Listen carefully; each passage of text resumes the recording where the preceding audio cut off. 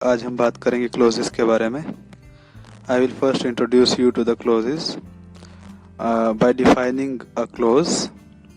So, a clause is a group of words containing a subject and predicate and functioning as a member of a complex or compound sentence. ठीक है। Close एक क्या है, group of words है। ठीक है, क्योंकि group of words जो होता है उसी को क्लोज बोलते हैं, जिसके अंदर एक सब्जेक्ट होगा और एक प्रेडिकेट होगा। मतलब सब्जेक्ट और उसका वर्ब जो होगा, जो वो एक्टिविटी करता है, वो वहां पे मिलेगा आपको। और functioning as a member of a complex or a compound sentence. ठीक है, तो कॉम्प्लेक्स सेंटेंस और कंपाउंड सेंटेंस क्या होते हैं, हम टाइप्स ऑफ सेंटेंसेस में वो देखने वाले हैं आगे। ठीक है, लेकिन अभी के लिए हम इतना डिस्कस करेंगे कि क्लोज क्या है। एक बेसिकली ग्रुप ऑफ वर्ड्स है, एक वर्ड्स का ग्रुप है जिसमें सब्जेक्ट होता है और एक वर्ब होता है। ठीक है, एक ऑब्जेक्ट भी हो सकता है, तो वो देखेंगे आगे हम, जैसे भी वो उसका कॉन्सेप्ट रहेगा। ठीक है, अब मैं वैसे चलते चलते आपको बता दूं कि कॉम्प्लेक्स और कंपाउंड सेंटेंस होते क्या है। जो कॉम्प्लेक्स सेंटेंस होते हैं उसमें जो दो क्लोजेस होते हैं वो इंडिपेंडेंट ही होते हैं। ठीक है, वो जुड़े होते हैं कंजंक्शन से, एंड और देन सो, इस तरह से। तो कंपाउंड सेंटेंस में एक आपका डिपेंडेंट क्लोज होता है और एक इंडिपेंडेंट क्लोज होता है। सो मतलब डिफरेंस इनमें क्या होता है, कॉम्प्लेक्स और कंपाउंड सेंटेंस में डिपेंडेंट और इंडिपेंडेंट क्लोज का मतलब जो डिफरेंस होता है वो होता है। ठीक है, तो एग्जांपल देखते हैं अभी हम। I graduated last year. I graduated last year. ठीक है, यानी मैंने पिछले साल ग्रेजुएशन किया। तो ये कौन सा, कितने क्लोज है इसमें, वन क्लोज सेंटेंस है ना।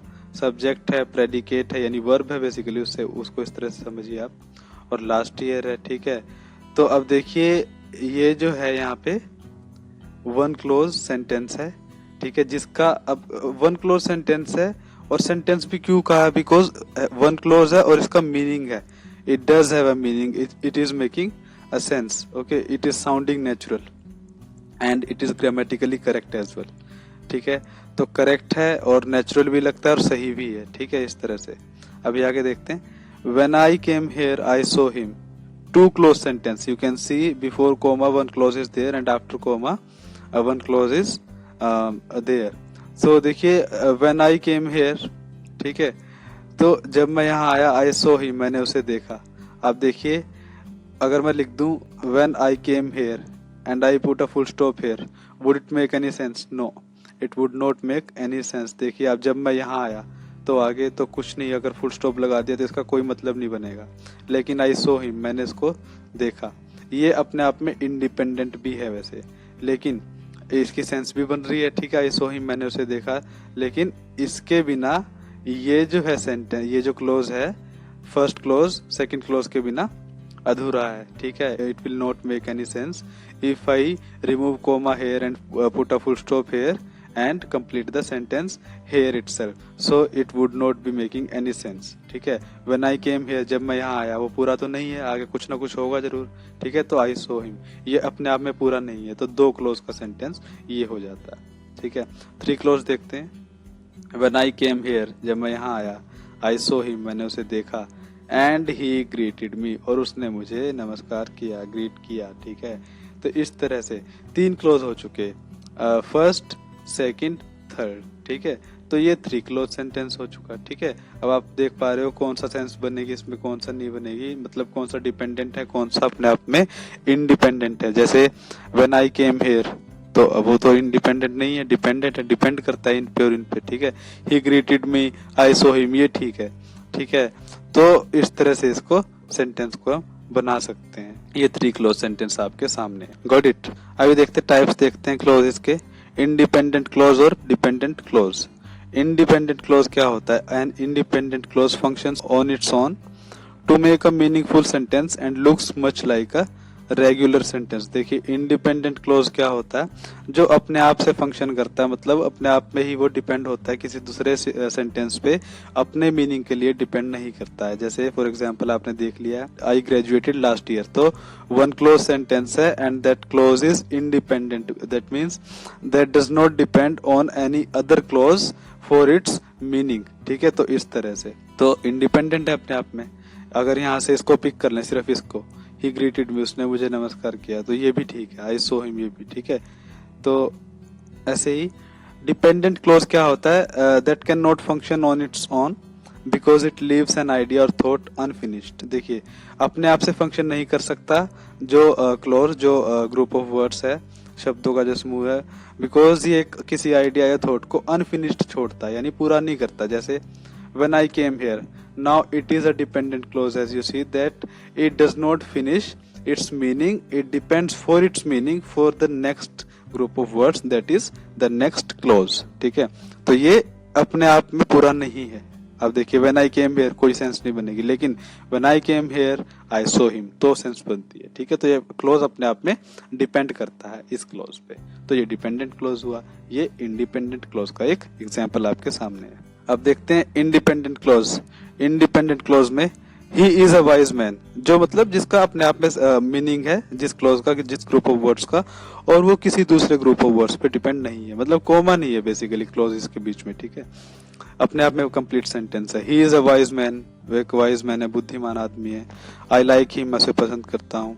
कैन यू डू इट, क्या तुम इसे कर सकते हो। ठीक है, do it please, subject you is hidden. ठीक है ना, कि इसे प्लीज कर दो, तो यू हिडन है इसमें, इन्हीं एड्रेस कर रहा सेकंड पर्सन को, तो सेकंड में तो यू ही होगा। I read the whole story, मैंने पूरी कहानी पढ़ी। अब देखिए इन सारे सेंटेंसेस में, in all the sentences you can see that the sentences are making sense and they are not depending on any other group of words for their meaning और to complete their meaning. That means they are not leaving their meaning unfinished. तो देखिए grammatically also they are correct and they are sounding natural at the same time making complete sense. He is a wise man, वो एक बुद्धिमान आदमी, complete है, sense बन रही है। ऐसा तो नहीं लग रहा ना किसी सेंटेंस में आपको कि अधूरा है कोई सेंटेंस या जिसमें कोई सेंस नहीं बनती नजर आ रही है, ऐसा नहीं है। I like him, can you do it please, I read the whole story, तो इस तरह से कर सकते हैं। ठीक है, तो ये सारे इंडिपेंडेंट क्लोज है, means they are making sense and they are correct as well. Now come dependent clauses. Dependent clauses में आपको पता है कि भाई डिपेंड होते हैं क्लोज, और जो अंडरलाइंड है यहाँ पे क्लोजेस, वही आपके सामने डिपेंडेंट क्लोज है, because the underlined clauses depend on the clauses following them or the clauses preceding them for their meaning to be complete। जैसे when I was dating Dana I had an accident। ठीक है, जैसे जब मैं Dana को date कर रहा था तो मुझे चोट लगी, I had an accident। ठीक है, तो इस तरह से। अब देखिए when I was dating Dana, suppose I put a full stop here and remove comma, so would it make any sense? No, it would not make any sense when I was dating Dana। तब क्या हुआ, तो कुछ ना कुछ होगा ना इस तरह से। अब नेचुरल नहीं लगता कि भाई आगे भी तो पूरा करो इसको सेंटेंस को, तो अगर मैं यहीं रोक दूं इसको, so it would be incomplete, but it is complete and it will make a sense if I add I had an accident। ठीक है, when I was dating Dana I had an accident, मुझे चोट लगी उस दिनों। ठीक है, तब या उस वक्त। ठीक है, तो when I was dating Dana I had an accident, तो I had an accident एक क्लोज है जो कि इंडिपेंडेंट है और ये डिपेंडेंट है, तो किस पे डिपेंड है, इस पे डिपेंड है अपने मीनिंग के लिए। अगर मैं इसको रिमूव कर दूं, if I remove this close from here, it would not be making any sense, so it is dependent clause. ठीक है, डिपेंड कर रहा है अपने मीनिंग के लिए इस पे। I know the man who stole the watch, मैं जानता हूँ उस आदमी को जिसने घड़ी चुराई है। ठीक है, जिसने घड़ी चुराई, so who stole the watch.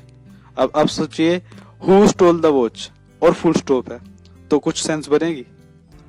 ठीक है, अब सोचिए आप अगर क्वेश्चन मार्क होता तब भी कहीं ना कहीं हम सोचते कि भाई चलो क्वेश्चन है, लेकिन ये फुल स्टॉप है, क्वेश्चन मार्क भी नहीं है, और सिर्फ इतना ही सेंटेंस है, तो कुछ सेंस बनेगी नहीं।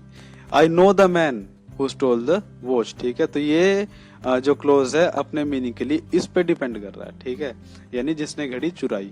तो फिर अगर मैं इसको रिमूव कर दूं, who stole the watch will not make any sense, तो फिर ये कोई सेंस बनेगी नहीं इस बात की। ठीक है, तो लेकिन ये इस पे डिपेंड कर रहा है, तो ये जो क्लोज है अंडरलाइंड डिपेंडेंट क्लोज है।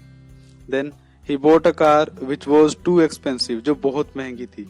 सोचिए ही बोट अ कार, तो उसने कार खरीदी, अपने आप में सेंस बन रही है, लेकिन मैं इसको हटा दूं यहाँ से और मैं लिख दूं which was too expensive and then full stop. ठीक है, would it make any sense? No. Okay, again it will be lacking the sense. Okay, और द नेचुरल फिनिश होता है और नेचुरल साउंडिंग होती है, वो उसके अंदर फिर नहीं मिलेगी आपको। विच वॉज टू एक्सपेंसिव, जो बहुत महंगी थी। ठीक है। तो क्या था महंगा, कुछ पता नहीं, अगर मैं इसको रिमूव कर दूं, ठीक है, इसको हटा दूं यहाँ से, तो लेकिन इसको ऐड कर दिया तो इसका क्लोज का एक मीनिंग बन जाता है, ठीक है। अगर इसको रखे रहते हैं, यहाँ पे हम रखते हैं, ठीक है, तो ये डिपेंड कर रहा है ना इस क्लोज पे अपने मीनिंग के लिए। इसको हटा दो तो इसका कोई मीनिंग नहीं है, तो ये डिपेंडेंट क्लोज हुआ, निर्भर कर रहा है। I know that he can not do it, कि वो उसे नहीं कर सकता। सोचिए that he can not do it, कि वो उसे नहीं कर सकता, तो इसकी सेंस बनेगी कोई, नहीं बनती इसकी सेंस कोई, ठीक है ना। तो मैं जानता हूं कि वैसे नहीं कर सकता, अब ठीक है। तो ये जो अंडरलाइंड जो क्लोज है, डिपेंडेंट क्लोज है, इस पर डिपेंड कर रहा है। Got it. He does not know where he was born, वो नहीं जानता कि वो कहाँ पैदा हुआ था। सोचिए where he was born completely dependent है, ठीक है, यानी कंप्लीटली अननेचुरल है, बिल्कुल अननेचुरल लगता है कि इसकी मतलब क्या बनेगा इसका मतलब, ठीक है। तो इस तरह से इस पे डिपेंड कर रहा है ना अपने मतलब के लिए, तो ये डिपेंड कर रहा है, तो ये डिपेंडेंट क्लोज है। So students, I hope you are able to fetch a hint as to what a clause is and what kinds of clauses are there, and how we can identify between an independent and a dependent clause, okay, while making the sentences or while identifying the sentences। तो इस तरह से, और while recognizing their meaning, तो इस तरह से you can easily fetch a hint as to what all these things are। So thank you very much again।